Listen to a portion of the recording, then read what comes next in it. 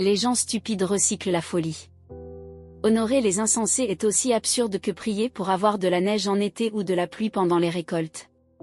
Ne craignez pas la malédiction imméritée comme il ne faut pas craindre le vol d'un oiseau ou d'une hirondelle.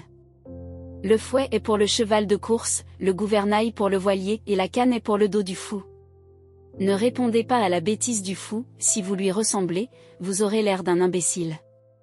Répondez simplement à un insensé, afin qu'il ne s'enivre pas de lui-même. Quiconque envoie un message comme un imbécile appelle aux ennuis.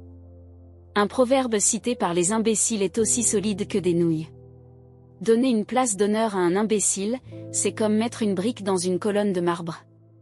Demander à un imbécile de citer un proverbe, c'est comme mettre un scalpel entre les mains d'un ivrogne. Celui qui donne du travail à un imbécile ou à un ivrogne se tire une balle dans le pied. Comme un chien qui mange son propre vomi, ainsi l'insensé recycle la folie. Connaissez-vous quelqu'un qui se pense très intelligent? On peut attendre bien plus d'un imbécile que de lui. Le paresseux dit, c'est dangereux là-bas. Il y a un jaguar qui marche dans les rues, et se couvre à nouveau la tête. Comme une porte qui tourne sur ses gonds, ainsi un paresseux qui tourne dans son lit. Le paresseux enfonce sa fourchette dans la tarte, mais il est trop paresseux pour la mettre dans sa bouche. Comme du vernis sur un vase cassé. Les rêveurs oisifs fantasment sur leur importance, ils se considèrent plus sages que les professeurs d'un collège. Se lancer dans une dispute qui ne vous regarde pas, c'est comme tenir un chien enragé par les oreilles. Qui minimisent les résultats de leurs paroles irréfléchies en disant « je ne le pensais pas. Je plaisantais ».